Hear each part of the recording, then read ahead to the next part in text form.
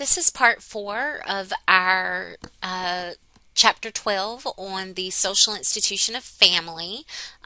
In this part four, we will be tackling the final three of the primary changes to the family structure that we see in modern families. So, this picks up where part three left off. So, part three discussed serial monogamy and the rise of singles and cohabiting couples. For part four, I'm going to be discussing single parent households, the increase in employed mothers or dual earner households, and then the recognition of same sex marriages. So, as we get started, just kind of talking about parenting in general, in America, most people in America at some point in their lives are parents. Overwhelmingly, people have children in this society. Now, of course, there are differences based on race and ethnicity, education level, and income. And what we have also seen is that the size of families has changed over time, as was discussed in presentation two. And you can see there in that graph that the preference for larger families versus smaller families, how during the 70s and 80s we kind of saw these positions switch place with there being an increased preference for smaller families, two children or less. Now, for the people in the country that have children, which is almost three quarters of American adults, about half of those pregnancies are unintended, yeah, a third of all births. And so, what does this statistic suggest? It means that people were not necessarily planning for children, that they weren't necessarily child ready, that it was not a purposeful decision. And we care about those types of things in sociology, just because being child ready, in terms of both maturity and financial security, normally means that a child will enjoy a more stable childhood than those who are born into families that are not. And certainly, single mothers are more likely to indicate that their pregnancies were unintended than married mothers. But when I say unwed mothers, and we talk about the increase in the number of unwed mothers in contemporary society, this is not synonymous with teenage mothers. While teenage mothers are oftentimes frequently unmarried, teenage pregnancy has actually declined pretty steadily since the 1990s. So most of the increase in single motherhood has not come from, unwed teenagers, so much as it has come from adults. And some cases, this decision to become a single mother was intentional, but in a lot of cases it was not. So, there are a lot of charts in this presentation, all of which are kind of just saying the same things. In this case, we see an increase in births to unmarried women. We see a decrease in the number of children under the age of 18 who live with both parents. We oftentimes are concerned about this because, as previously noted, most outcomes, with the exception of things like maybe maturity and responsibility, increased responsibility, most other outcomes, there is definitely a stronger correlation between children growing up in two parent homes versus single parent homes and having positive outcomes. Certainly, like all statistics, this isn't true of everyone, and I'm certainly not saying that children that grow up in single parent households, cannot have positive outcomes. They do. They most certainly do. But statistically speaking, those positive outcomes are a little less likely than if they were in a two parent home. And we can just look and see that the changes in children's living arrangements, varies over time. It varies over time and by race, where you see that for, black children, they are much more likely to grow up in a household that's mother only than both white children and Latino children. And then for more children are growing up in households living with their grandparents, which is what the which is what the other chart there is showing, and that an increasing number of those are growing up living with just a single parent in the home of their grandparent, or in some cases, even with both parents.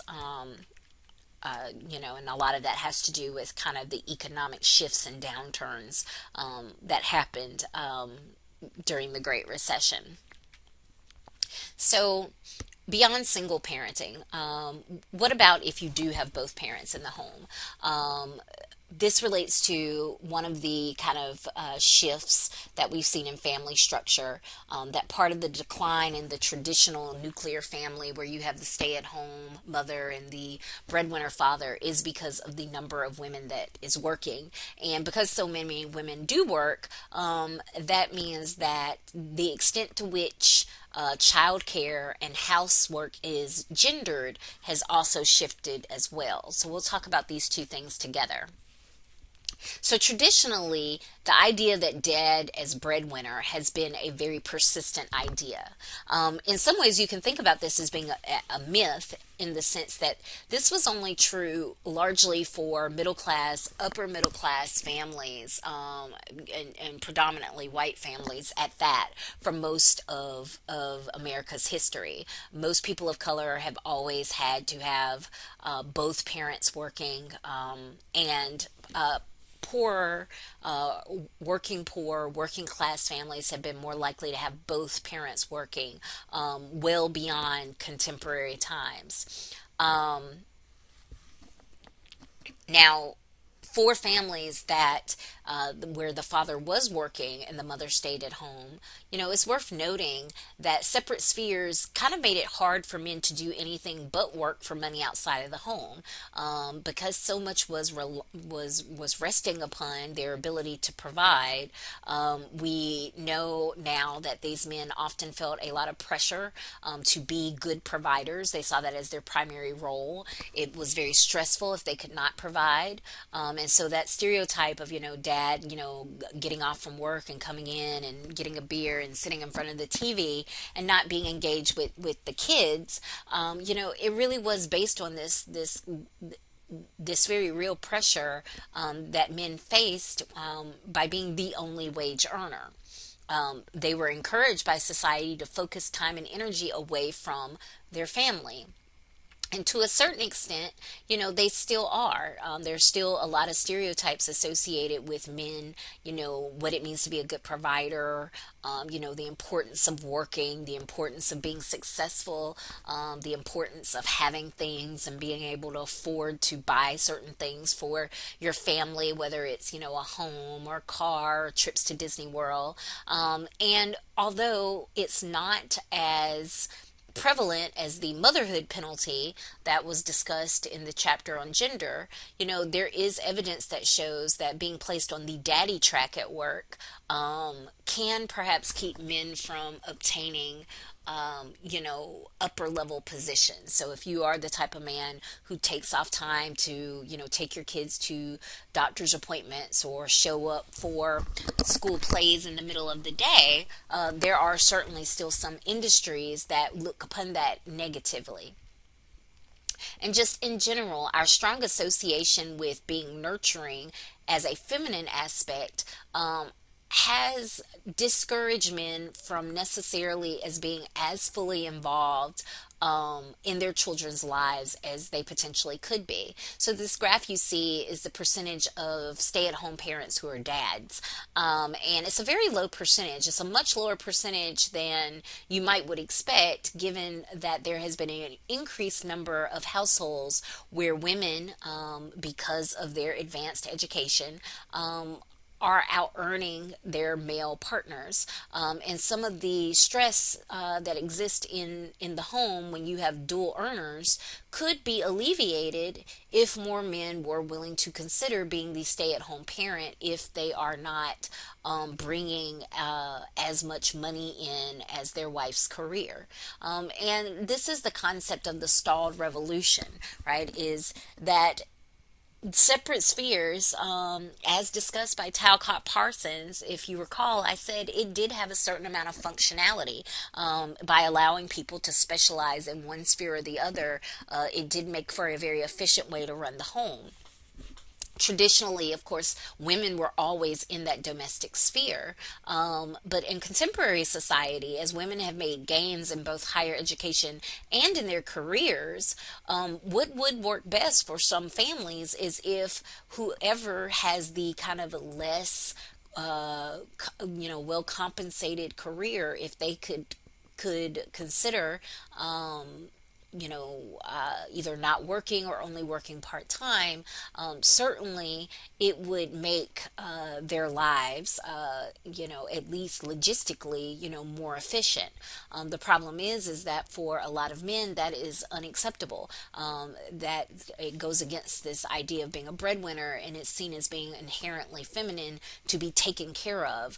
And so, for the next couple of slides, when we talk about how dual earning households, some of the problems that they face, some of these problems are problems of their own creation, by the unwillingness of male partners to kind of take a back seat in terms of their careers, even if their female partner is the actual breadwinner or the more successful breadwinner.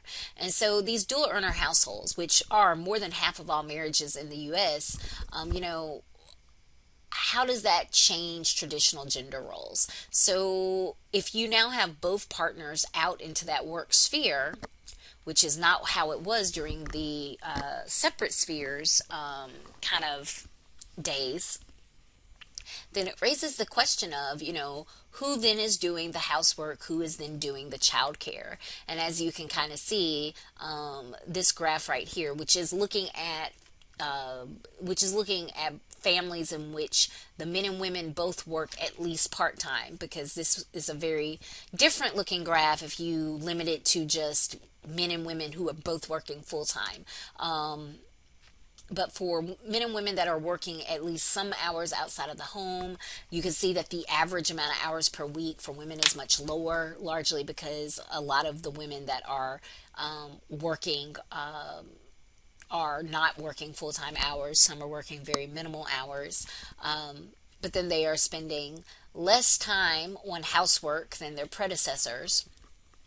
They are still spending more time on housework than their husbands. They're spending more time on childcare than their predecessors. And although their husbands are spending more time on childcare than their predecessors as well, it is still significantly less time than their wives. And so this brings up this idea of his and her marriage, right?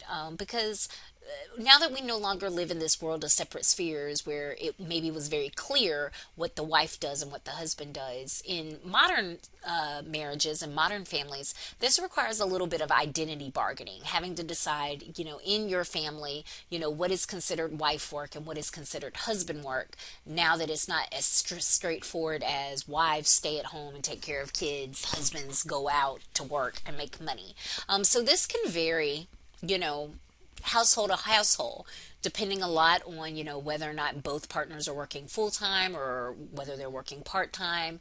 Now that telecommuting is more popular, are they both having to commute to work, or is someone working from home? It can vary based on children's ages, because the needs of children under the age of 5, 6 who aren't in school yet can be quite different, of course, than when your children are older and they're in school for most of the day. One thing that we sociologists are very interested in is, how fairly do husbands and wives split up housework. So as I noted, men are doing more housework and they're especially providing more childcare than their predecessors, but it's oftentimes less than their wives, even when their wives work full time. And part of how we discuss this is by using the terminology shifts: first shift, second shift, third shift. So first shift is like your shift at work. It's 9 to 5. And in partnerships where both spouses work full time, that means that both spouses are working a full first shift for pay away from home, or even within the home if they have a telecommuting job.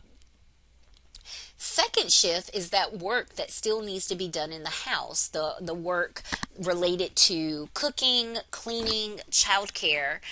We call that the second shift, and most evidence suggests that women, even those who are full time, are still primarily responsible for second shift work. And this is partially because that oftentimes the chores that men do are outside and require less ongoing time investment than the chores that women do, which are inside and usually are daily and ongoing. So you want to think about this as the distinction between washing the car versus cooking, taking care of the lawn versus doing laundry, hauling away the trash versus giving the kids a bath or doing the dishes, right? So that's part of what builds into those kind of added hours of second shift labor that women do. And for women who also work a full first shift, obviously working this second shift, this unpaid labor within the home, is very draining and tiring, and can lead to burnout. The final shift is what we call third shift, and this is the other work that needs to get done in families that is kind of exist outside of the housework childcare sphere. So this is things like scheduling the bills to get paid, returning phone calls to creditors, setting up family appointments for both spouses as well as children, related to the dentist or the doctor.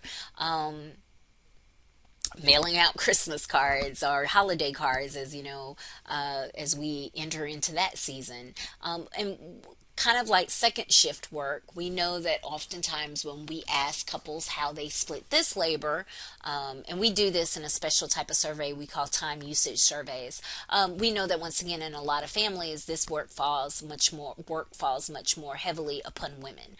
So all of this can just this uneven distribution of labor, obviously it's inefficient, and it was that efficiency that made Talcott Parsons such a fan of separate spheres.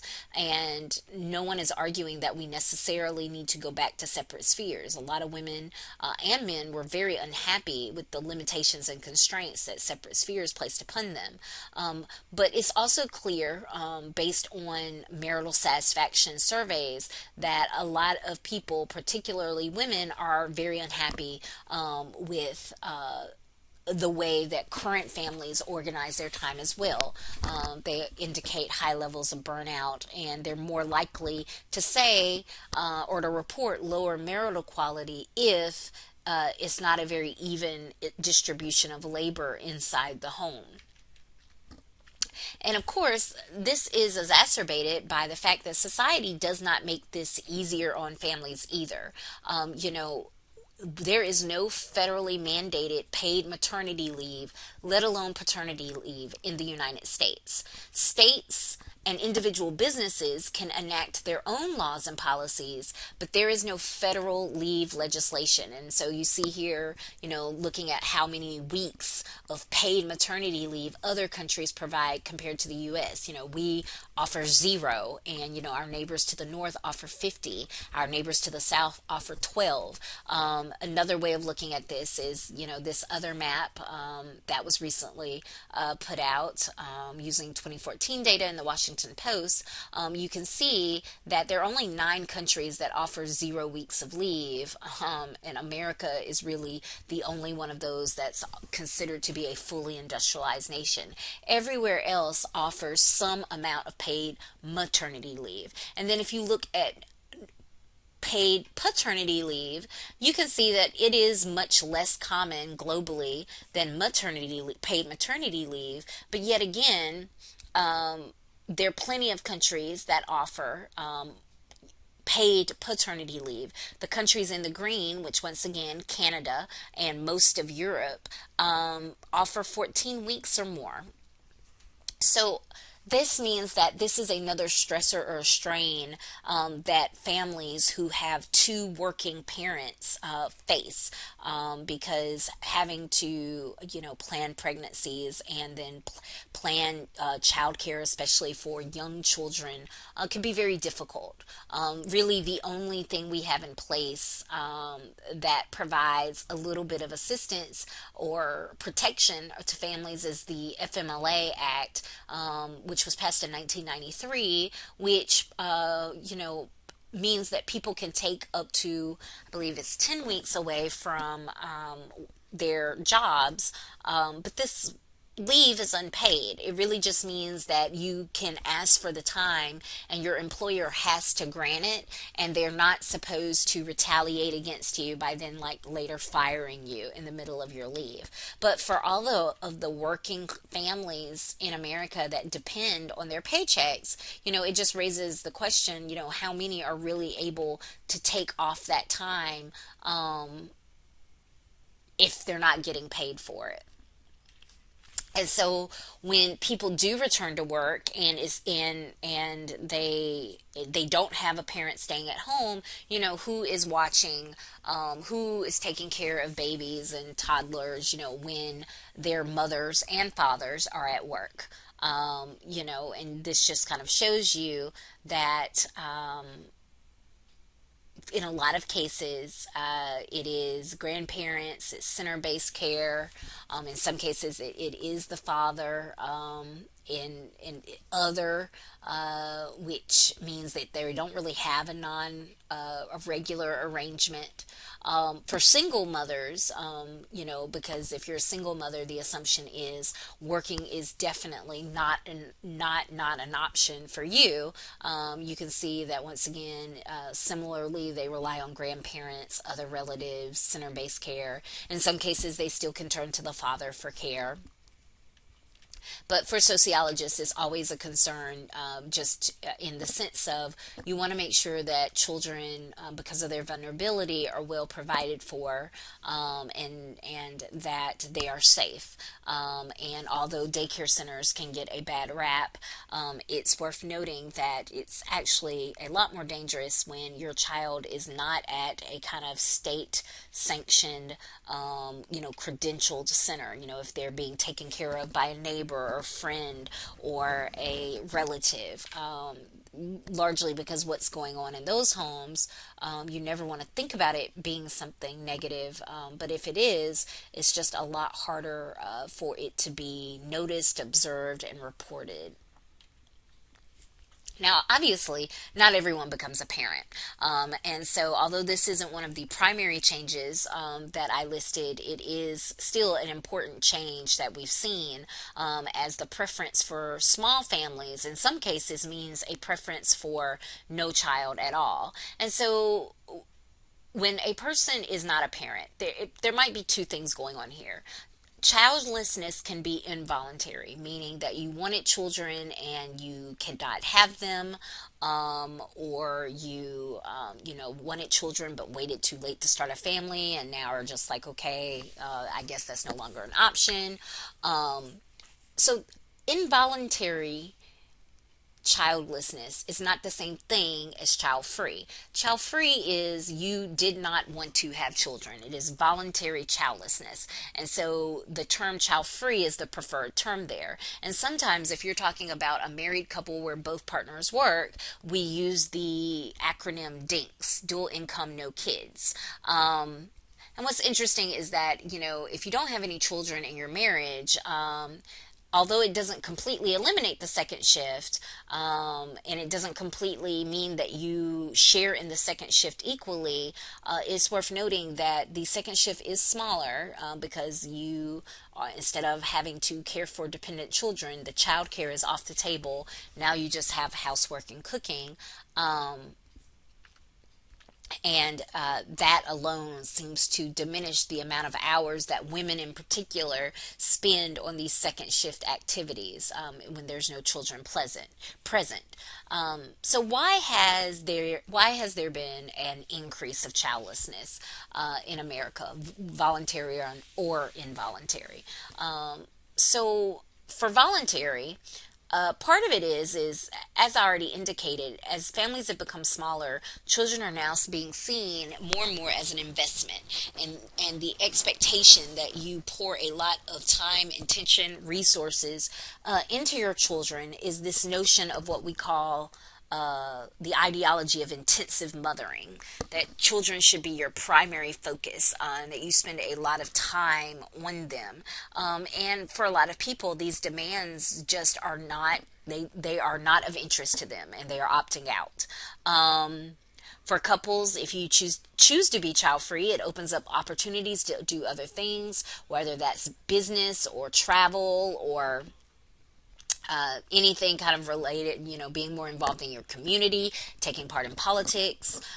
For some people, the role of birth control as well as abortion means that people who do not want to have children find themselves increasingly less likely to accidentally find themselves pregnant, right? Those unintended pregnancy rates are declining, especially as after we had the Affordable Care Act, which required that health insurers cover birth control options, a wide variety of birth control options for women at a much lower rate than what they had been previously. Among later generations, like the millennial generation, we see that there is a growing sense of ambivalence around parenting and children is starting to be seen by some people as being less important and less significant.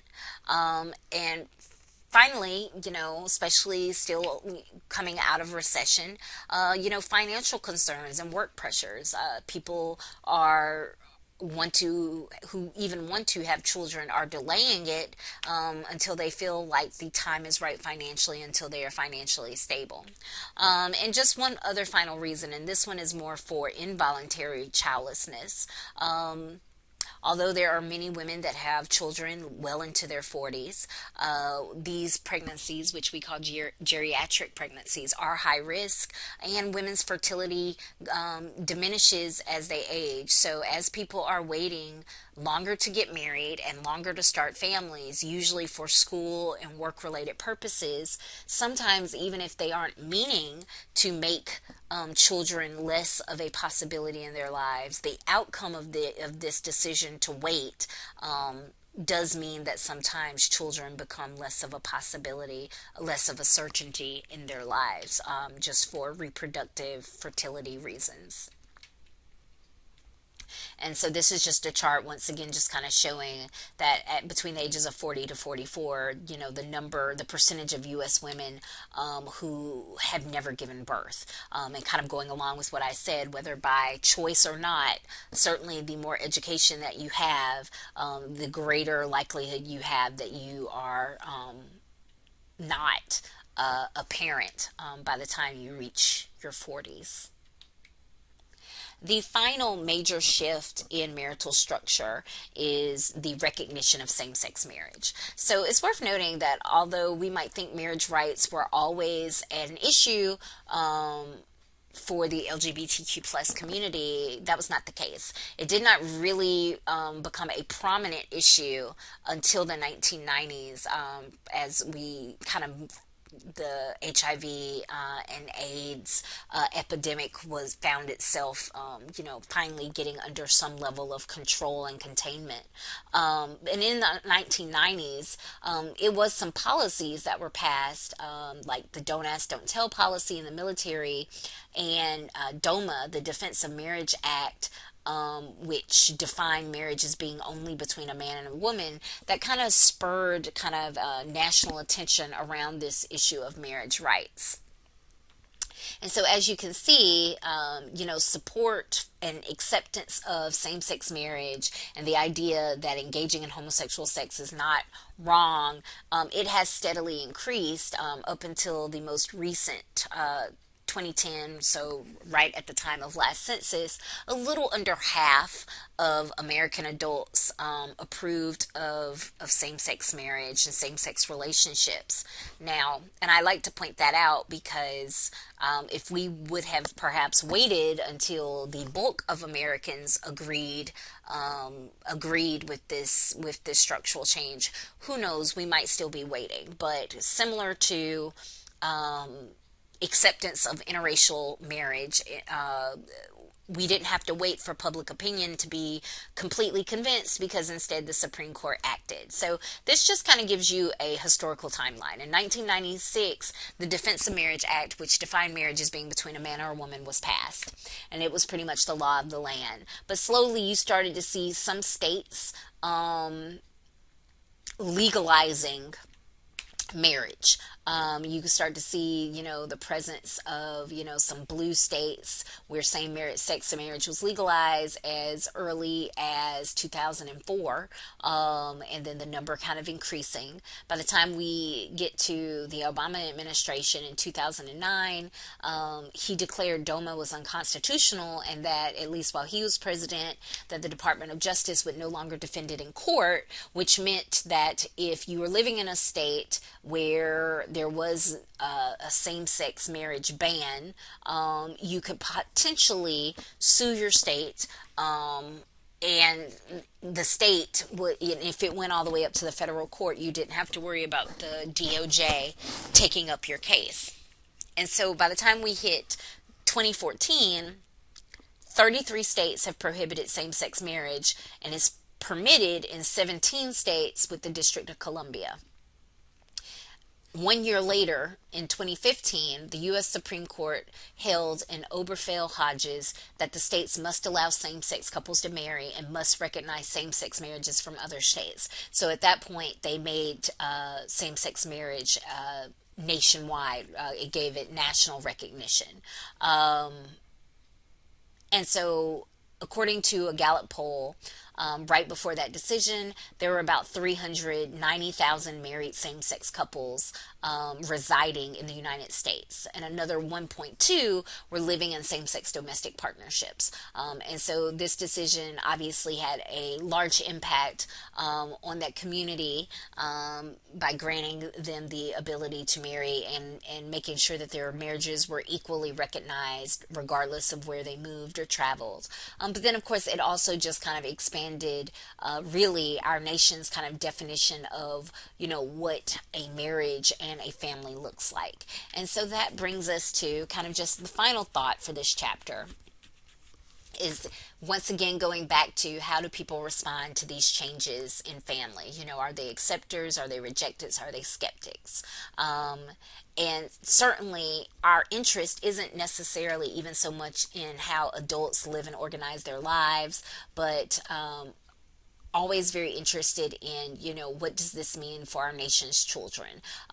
So whether for skeptics, rejectors, and acceptors, usually the arguments that they all three put forth are very much rooted in, is this good, is this bad, and I'm not sure if this is good and bad for our next generation of Americans.